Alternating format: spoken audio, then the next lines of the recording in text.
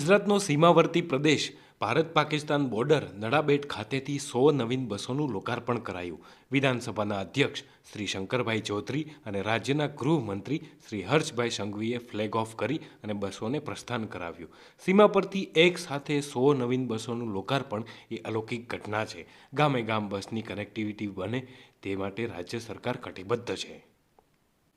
બસના લોકાર્પણ બાદ અધ્યક્ષશ્રી તેમજ ગૃહ રાજ્યમંત્રીએ આગેવાનો સાથે બસમાં બેસી અને નડાબેટથી સુઈગામ સુધી મુસાફરી પણ કરી હતી. આ નવીન બસ સેવાના પ્રારંભથી રાજ્યના 20,000 નાગરિકોને સુવિધામાં વધારો થશે તેમજ રાજ્યની પરિવહન સેવા વધુ સુદૃઢ અને સુવિધાયુક્ત બનશે.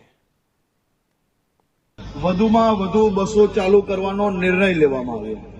આજે 100 નવી બસો ચાલુ થાય છે, પરંતુ 14 મહિનાની અંદર ગુજરાતમાં 1725 નવી બસો ગુજરાતના